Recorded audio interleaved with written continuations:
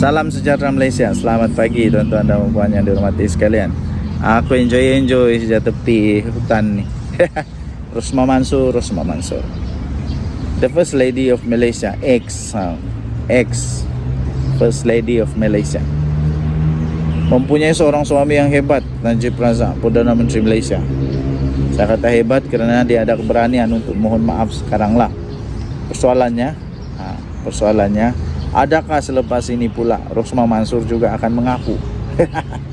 Adakah Rosmah Mansor juga akan mengaku memohon maaf pula? Nah, kali ini siapa pula yang dia tempiaskan? Kalau Najib Razak, dia tempiaskan kesalahan itu kepada Jolo dan geng-geng sakau yang lain yang menyebabkan dia diperdaya, tidak sedar dan sebagainya. Ada salah laku yang berlaku dalam MDB. Entah kali ini si Rosmah Mansor siapa pula yang dia salahkan? Siapa pula yang dia letakkan kesalahan itu? Nah, takkan pula lepas ini dia kenakan juga kepada Jolo.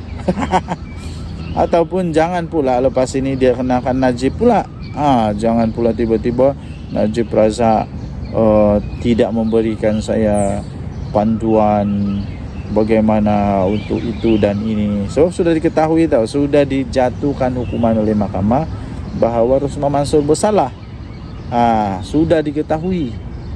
Takkanlah pula Rosmah Mansor lepas ini mempersalahkan pula semua tukang jual barang kemas yang berharga, yang bernilai berjuta-juta, beratus juta itu, berpuluh-puluh juta tu. Takkan pula dia tempiaskan kesalahan ke sana. Mereka bersalah sebab mereka keluarkan barang kemas yang cantik-cantik.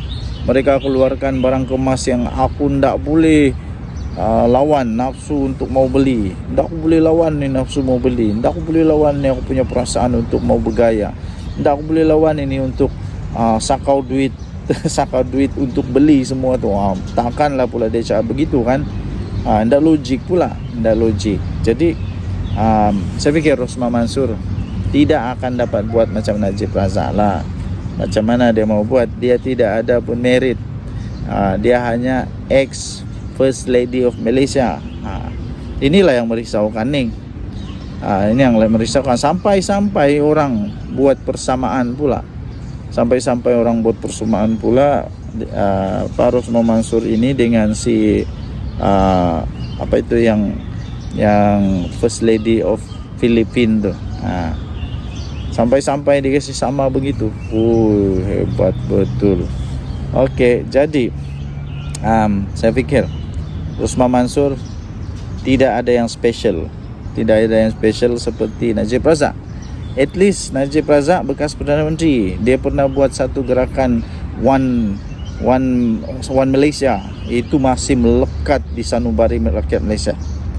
Kita satu Malaysia. Memang hebat zaman tu.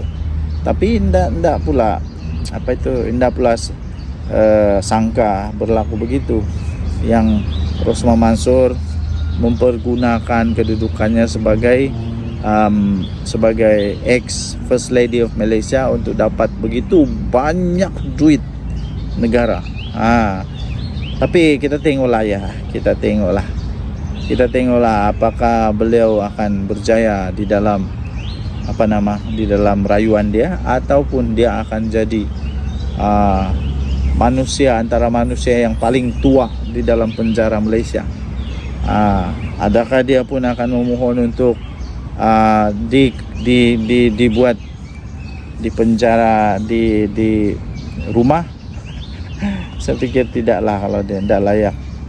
Najib Razak masih lagi ada justification dia, masih ada boleh justify. Tapi Rosmah Mansor aku tidak faham apa mau kasih justify dia ni. Tiada. Dan ramai pula yang cakap kejatuhan Najib Razak mungkin kerana Rosmah Mansor. Sampai orang cakap begitulah. Walaupun bagi saya itu tidak jugalah berlaku begitu. Tidak juga. Sebab seorang suami, dia membuat keputusan dia sendiri. Dia kalau dia tahu, dia akan buat keputusan yang betul. Takkan dengan mudah pula boleh terpengaruh dengan isteri kan. Okay. So apa pendapat anda? Tinggalkan komen. Denyut Nadi, suara rakyat bergema di channel ini. Jangan lupa tekan butang subscribe, like, dan share. Bye-bye. Salam sejahtera Malaysia. Selamat pagi. Yang trending sekarang ini di media sosial ialah pengakuan daripada Najib Razak yang tidak disangka-sangka berlaku. Apabila penghakiman baginya tidak lama lagi akan diumumkan sama ada akan dibebaskan atau akan terpaksa untuk membela diri. Akhirnya beliau mengaku juga akhirnya. Dia mohon maaf lah, dia buat pengakuan secara bermohon maaf, dan dia tidak mengaku bersalah. Dia pula menempiaskan kesalahan kepada Jolo dan apa itu yang bersetongkol yang bersetongkol dengan Jolo. Pertama sekali, janganlah cakap-cakap saja, kasihlah nama-nama siapa-siapa yang bersetongkol tu. Kedua, sudah terlambat. Kenapa dulu ndak buat permohonan maaf ni? Kenapa dulu ndak buat? Okey, jadi akhirnya Najib Razak mengaku bahawa dia mohon maaf kerana ada salah takbir ke apakah, salah guna kuasa kah, ataupun salah laku kah yang berlaku di dalam 1MDB lah. Ini menunjukkan memang betul lah Khairi Jamaluddin cakap dulu, ini bukan sekadar kabar-kabar angin, tapi memang betul ada masalah dalam 1MDB. Tapi memang dulu kenapa sebelum audit dibuat, sebelum segala-gala dikorek, tidak pula mengaku bahawa 1MDB ini memang ada masalah. Sekarang baru mengaku memang ada masalah. Nasib baiklah dia tidak mengaku bersalah. Nasib baiklah kalau dia mengaku bersalah, lagi parah. Dia tidak mengaku bersalah, tapi dia lempiaskan, dia letak tepi pula kesalahan tu kepada orang lain. Persoalannya bagaimana dia pula boleh diperdaya? Dia kata dia telah diperdaya. Dia kata dia tanpa sedar ke apa kan. Begitulah, kamu bacalah sendiri dia punya pengakuan tu. Masalah dia ialah dia ni Perdana Menteri, tak akan senang-senang saja kena begitu. Sampai ada satu artikel baru saya baca, tidak ada apa-apa kuasa yang di atas daripada undang-undang. There is nothing above the law. Walaupun kau Perdana Menteri kah, bekas Perdana Menteri kah, macam mana tu? Di dalam mahkamah tidak boleh dipakai perkataan tidak tahu. Tidak tahu. Sebab pertama, dia Perdana Menteri, bijak, pandai. Kedua, dia ada pegawai-pegawai dia. Pegawai-pegawai yang bijak, pandai. Kalau tidak pandai, tanya pegawai. Kalau pegawai tidak pandai, panggillah Jabatan Audit Negara kah, orang-orang yang pakar-pakar di dalam forensik keuangan. Jangan sampai sudah parah, disembunyi-sembunyi, baru sekarang baru sedar, sudah terlambat. Kalaulah dulu masa 1MDB dia masih jadi Perdana Menteri, benda ni sudah diketahui dan sudah diselesaikan, saya fikir Najib Razak tidak ada dalam penjara. Tidak ada dalam penjara. Tapi masalah dia sudah terlambat, sudah lama berlaku, baru sedar. Jadi bagus juga kita memaafkan, ya. Tapi ada konsekuensi. Segala perkara ada konsekuensi. Ya, memang dimaafkan, tapi ada konsekuensi. Konsekuensinya ialah kemungkinan besar terpaksalah bermalam dalam penjara untuk bertahun-tahun, terpaksalah menanggung malu, terpaksalah banyak lagi lah, terpaksa dia. Orang memaafkan memang, tapi orang sukar untuk melupakan. Jadi tuan-tuan dan puan-puan yang dihormati sekalian, belajarlah daripada kesilapan ini. Anak-anak Najib Razak, Rosmah Mansur, apa cerita Rosmah Mansur? Okey, nanti kita sebut pula tentang Rosmah Mansur. Denyut nadi suara rakyat bergema di channel ini. Jangan lupa tekan butang subscribe, like, dan share. Bye-bye. Salam sejahtera Malaysia. Selamat pagi tuan-tuan dan puan sekali lagi. Hari ini 26 hari bulan, ya, hari Sabtu. Okey.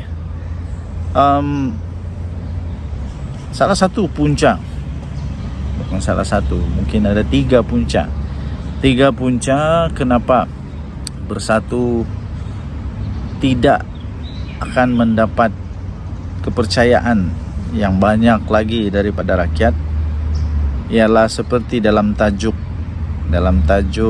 ulasan yang baru saja saya baca, walaupun pendek dia. Anda boleh tengoklah di dalam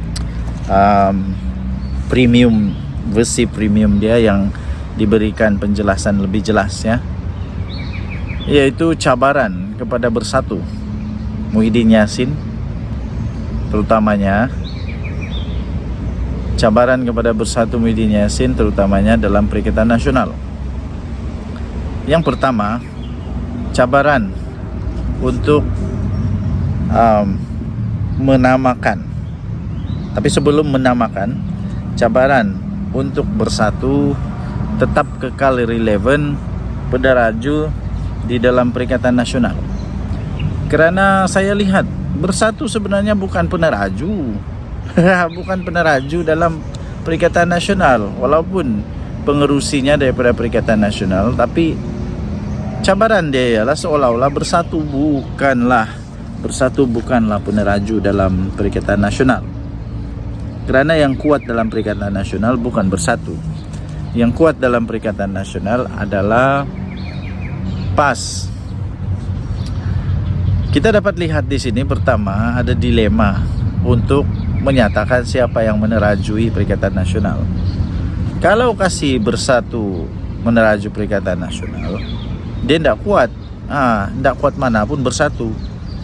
Bolehlah dikatakan bahwa Bersatu ini hanya berharap kepada ihsan pengundi-pengundi daripada PAS, pengundi-pengundi Melayu PAS, Melayu Islam, alih-alih PAS. Kalau Bersatu yang jadi peneraju, tidak kuat manapun, orang tidak yakin lah boleh menang. Orang tidak yakin, walaupun orang menang, orang boleh bentuk kerajaan, orang tidak yakin. Jadi sudah orang tidak yakin, bikin apa undi? Lepas tu dilema yang kedua, kalau pula bagi PAS yang meneraju, mereka tahu di Malaysia ini sentimen politik dia bukan hanya satu. Bolehlah kalau satu saja, tapi hanya menang di sebahagian tempat, tidak boleh menang di seluruh Malaysia, tidak boleh tidak boleh jadi kerajaan.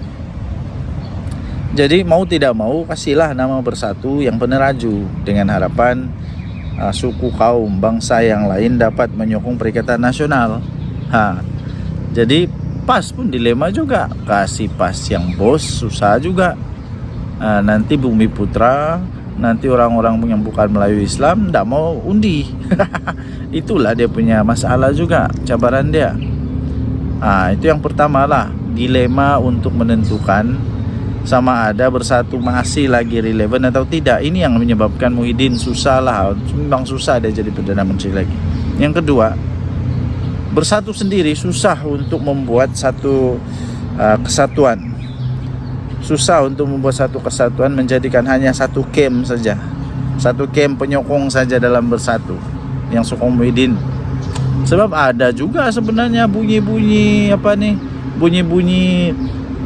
suara-suara sumbang yang sebenarnya tidak suka Muhyiddin Yassin jadi bos lagi. Mungkin sesuai untuk bos yang akan datang. Masalah dia siapa? Azmin Ali. Ramai orang tidak yakin dengan Azmin Ali, kerana Azmin Ali dia ada sejarah dia sendiri, sejarah dia lompat. Tidak mustahil selepas ini, orang kata tidak mustahil lepas ini dia buat lagi apa yang dia buat. Apa yang dia pernah lakukan tidak mustahil boleh berlaku lagi. Jadi mau kasih calon si Azmin Ali susah juga. Tidak kasih calon susah juga. Hamzah Zainuddin pun susah juga. Hamzah Zainuddin pun hormat kepada Muhyiddin Yassin. Jadi tuan-tuan dan puan-puan yang dihormati sekalian, cabaran ketiga ialah untuk menamakan siapa Perdana Menteri, siapa calon Perdana Menteri Perikatan Nasional. Saya fikir PAS tidak akan berdiam diri kali ini untuk membiarkan begitu saja calon Perdana Menterinya daripada Bersatu yang tidak kuat manapun. pastinya PAS mau keadilan ditegakkan bagi mereka, yaitu mereka mau supaya Perdana Menteri daripada PAS. Masalahnya, bila Perdana Menteri daripada PAS, rakyat Malaysia macam mana? Mau kau undi PAS? Mau kau undi PAS, terutamanya rakyat Sabah Sarawak. Rakyat Sabah Sarawak punya sentimen lain. Maukah diorang undi si Hadiah Wang? Maukah undi Hadiah Wang kah, Dr. Sam kah? Hadiah Wang memang tidak jadi Perdana Menteri lah memang. Tapi Dr. Sam, maukah rakyat Malaysia undi ataupun sokong apabila dinamakan Dr. Sam sebagai Perdana Menteri? Ini masalah juga. Ini masalah juga. Jadi bersatu, siapa yang dia boleh kasih nama untuk calon Perdana Menteri? Hamzah Zainuddin, Peja lagi lah. Peja sudah kalah. Peja sudah kalah. Macam mana dia mau dikasih calon kalau kalah? Sekurang-kurangnya yang kasih calon mestilah yang kuat, yang menang. Sekarang ni Peja bukan ahli parlimen pun, tak menang pun. Siapa lagi? Seorang ni yang tidak dibenarkan masuk ke dalam Dewan Rakyat, dalam Dewan Parlimen. Diakah? Itu masih terlalu muda agaknya. Mungkin susah juga. Akhirnya pilihan terakhir, mau tidak mau Muhyiddin Yassin. Mau tidak mau Muhyiddin Yassin. Tapi Muhyiddin Yassin, saya fikir rakyat sudah jarak. Orang Sabah bilang sudah jarak dengan Muhyiddin Yassin. Dia sudah jadi Perdana Menteri, dan akhirnya dia dilabel oleh netizen, oleh rakyat-rakyat Malaysia yang memang bukan pro kepada Muhyiddin Yassin sebagai Perdana Menteri yang gagal. Dia sampaikan itu. Jadi saya fikir Muhyiddin Yassin tidak juga. Inilah cabaran-cabaran yang dihadapi oleh Bersatu. Ini kita belum cakap lagi tentang kes-kes mahkamah yang dihadapi oleh pemimpin-pemimpin Bersatu. Keyakinan kepada pemimpin Bersatu sendiri, Muhyiddin Yassin sendiri yang tidak mampu pun untuk bawa dia punya menantu balik. Jadi macam mana orang mau percaya ni kan, susah juga. Bingung juga kepala. Inilah punca-puncanya Perikatan Nasional tidak akan jadi memerintah lagi negara Malaysia. Apa pendapat anda? Sila tinggalkan komen. Dan yang Nadi Suara Rakyat bergema di channel ini. Jangan lupa tekan butang subscribe, like dan share. Bye-bye. Salam sejahtera Malaysia. Selamat pagi tuan-tuan dan puan yang dihormati sekalian. Kita duduk dulu hari Sabtu. Kita duduk awal pagi ni. Awal pagi berapa hari bulan? 26 hari bulan 10. Kita duduk awal pagi menikmati indahnya ciptaan Tuhan dengan bertemakan dekat hutan. Okey, saya mau buat sedikit ulasan tentang kenyataan daripada Tuan Guru, Tuan Ibrahim, Tuan Man. Dia kata tunggulah PN ambil alih, baru kita akan bagi budget lah, budget untuk kerajaan, perubahan ke apakah yang baiklah. Persoalannya senang saja. Pertama, bila tu PN tak akan ambil alih kerajaan sampai bila-bila. Tak akan sampai bila-bila, tidak akan lagi. Kerana apa? Bukan main lagi Tuan Guru, Tuan Ibrahim, Tuan Man ni. Sekarang sudah jadi di luar kerajaan macam hebat betul. Macam dialah paling hebat, dialah paling tahu, dialah paling jago mentadbir negara, ya. Tapi saya mau tanya, dulu waktu Perikatan Nasional memerintah, apa yang dibuat oleh kerajaan waktu itu? Apa yang dibuat kerajaan waktu itu? Yang saya ingat, parlimen tiada bersidang. Ada masa parlimen tiada bersidang tu.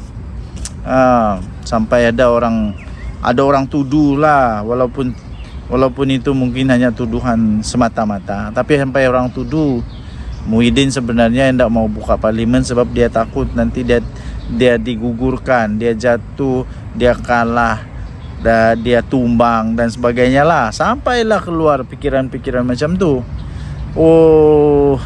Kenapa waktu itu uh, Perikatan Nasional, Tuan Ibrahim Tuan Man tidak pula keluarkan semua kehebatan dia, semua terror dia, semua orang-orang PAS yang macam handal sangat, orang-orang bersatu yang handal sangat, ya kan. Tuan Ibrahim Tuan Man kan dia pandai bagi sijil ISO untuk orang. Ya kan, dia kan hebat. Sekarang ni bila sudah jadi apa, pembangkang, sudah tidak ada kuasa, barulah mau tunjuk hebat, kata itulah, kata inilah. Bukan, sebenarnya ahli parlimen daripada Bayan Baru tu, ahli parlimen Bayan Baru tu minta apa tu, ini bajet bayangan, bukan kerana ahli parlimen Bayan Baru tu takut atau tidak yakin dengan bajet yang ada, bukan. Jangan salah faham tuan-tuan dan puan-puan, jangan termakan pula dengan apa, dengan helah yang tidak kurang menjadi, itulah yang tidak menjadi pun. Bukan sebenarnya tidak yakin, tapi kita mau tengok. Kalau pandai sangat, cubalah. Kalau pandai sangat, cubalah kasih keluar berapa, macam mana kamu punya bajet. Waktu Datuk Seri Anwar Ibrahim jadi Perdana Menteri, dia ambil alih je Perdana Menteri. Tengok hutang negara gila-gilanya. Lepas tu sebelum itu siapa kerajaannya? Siapa Perdana Menterinya? Kenapa Perdana Menteri sebelum itu gagal untuk mengawal keadaan keuangan negara Malaysia? Kalau terror sangat sampai hutang gila-gila punya. Sekarang Perdana Menteri Datuk Seri Anwar Ibrahim terpaksa membersihkan semua tai-tai inilah, semua tai-tai yang ditinggalkan, semua masalah-masalah keuangan yang ditinggalkan, hutang-hutang negara yang ditinggalkan, semua pada kepala otak Datuk Seri Anwar Ibrahim untuk selesaikan. Kesian tak kesian, pikir-pikir sendirilah. Akhirnya rakyat Malaysia yang menanggunglah semua hutang tu. Bila Perdana Menteri Datuk Seri Anwar Ibrahim ambil tindakan untuk selamatkan ekonomi negara Malaysia, supaya pelabur mau masuk balik kepada negara Malaysia, supaya pelabur dapat tengok kita memang dalam keadaan reformasi ekonomi, reformasi sosial, reformasi macam-macam reformasi lagi. Meroyanlah tim-tim sebelah tu. Kata inilah itulah, tapi semuanya berpunca dari mana? Berpunca dari siapa? Ekonominya berpunca dari mana? Dari hutang siapa? Adakah Datuk Seri Anwar Ibrahim yang buat hutang tu? Saya fikir Datuk Seri Anwar Ibrahim sekarang sedang berusaha untuk menutup hutang-hutang yang dicipta-cipta, yang tercipta, bukan dicipta, yang tercipta, yang terjadi ketika dia masih belum jadi Perdana Menteri. Bila sudah jadi Perdana Menteri, terpaksa bersihkan semua tai-tai itulah. Sekali lagi, Tuan Ibrahim Tuan Man, jangan salah faham. Kerajaan bukan tak yakin dengan bajet bayangan, bukan. Tapi kita mau tengok sejauh mana kebijaksanaan bos-bos PAS ni. Adakah mereka sudah berubah menjadi lebih bijak selepas jadi pembangkang? Ataupun sama saja, tin kosong, bising je lebih. Bila disuruh buat bajet bayangan, tak berani untuk tunjukkan. Adakah sebenarnya bila Tuan Guru Tuan Ibrahim Tuan Man ini sebut bahawa seolah-olah kerajaan tidak yakin dengan bajet, kami tak kasih keluar bajet, kami tak perlu kasih keluar bajet, dia kata. Nanti sudah jadi kerajaan semula, ambil alih kerajaan semula, nanti kita tunjuk kehebatan kita. Alamak, sudah terlambat Tuan Ibrahim Tuan Man, sudah terlambat untuk buat itu, kerana dulu sudah ada peluang tidak buat. Sekarang mau pujuk-pujuk rakyat Malaysia untuk sokong semula, belum tentu lagi.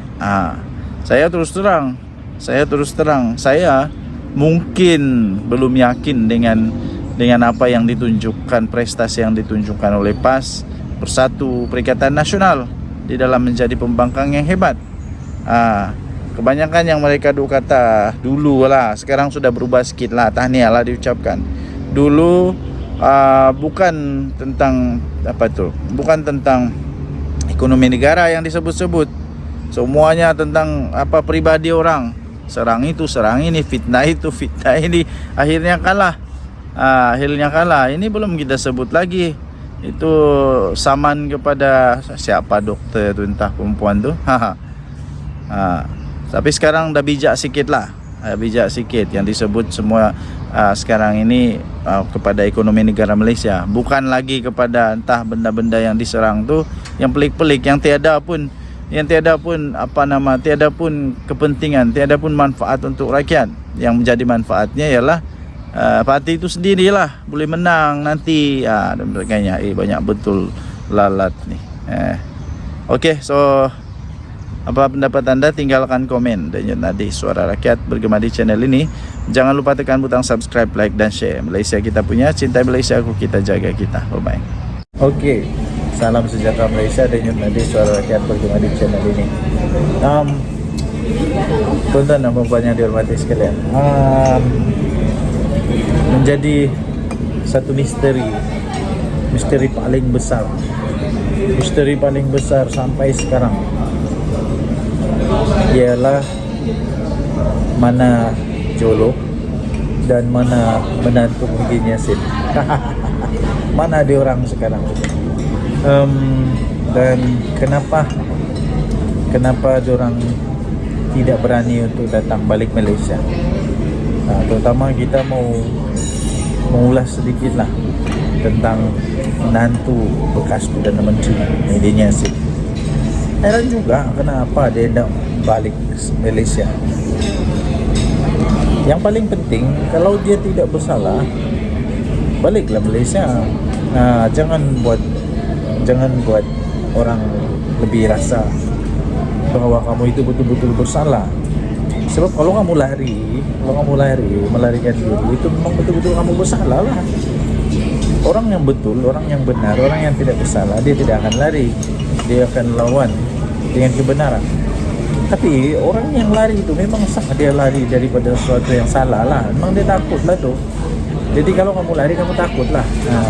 Paling kesian, ini sebenarnya akan membawa kesan buruk kepada mentua kamu, akan membawa kesan buruk kepada mentua kamu sendiri, Muhyiddin Yassin. Jadi kalau mau jaga Muhyiddin Yassin punya air muka dia, kepercayaan orang-orang Malaysia kepada dia, balik. Dan Muhyiddin Yassin pula lebih baik diam-diam lah, jangan cakap apa-apa. Sebab kamu pun tak best mana pun, tak mampu pun buat apa-apa. Kalau menantu sendiri pun tak kamu mampu untuk handle, apalagi rakyat Malaysia. Dan satu lagi kesian lah isteri kepada menantu ni, sampai hati juga ditinggalkan begitu saja kan. Okey, kita harap apa yang kita dengar akan menjadi kenyataan, yaitu sebenarnya Polis Diraja Malaysia tidak pernah berhenti. Polis Diraja Malaysia tetap berusaha untuk mencari kedua-dua manusia ini, yaitu Jolo dan menantu Muhyiddin Yassin. Dua-dua sedang diusahakan untuk ditangkap. Jadi kita doakan semoga Polis Diraja Malaysia berjaya menangkap. Kita doakan semoga Polis Diraja Malaysia berjaya menangkap mereka kedua-dua.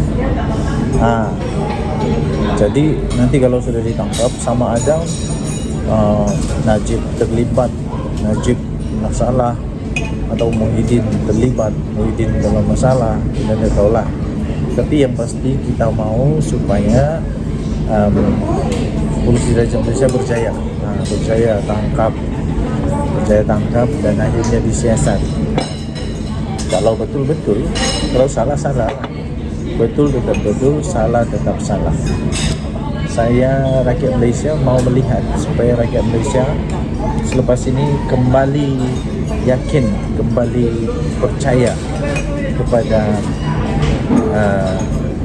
negara Malaysia dalam undang-undangnya, dalam lawan rasuah, penyelewengan. Tapi itulah yang berlaku sekarang di Malaysia lah.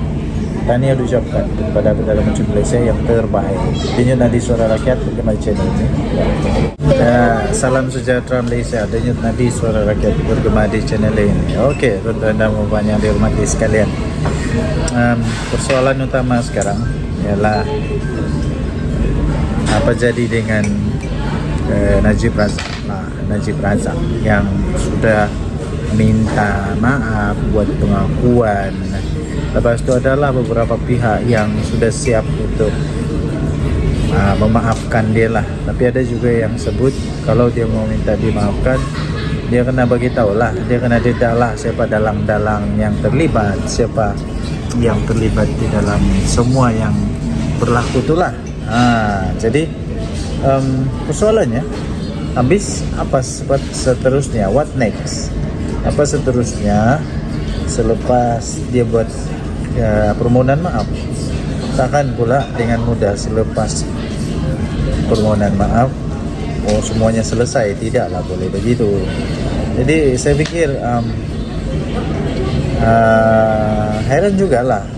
Saya pun tertanya-tanya, mungkin anda boleh berikan input, berikan pendapat anda, apa sebenarnya tujuan dia buat begitu ya?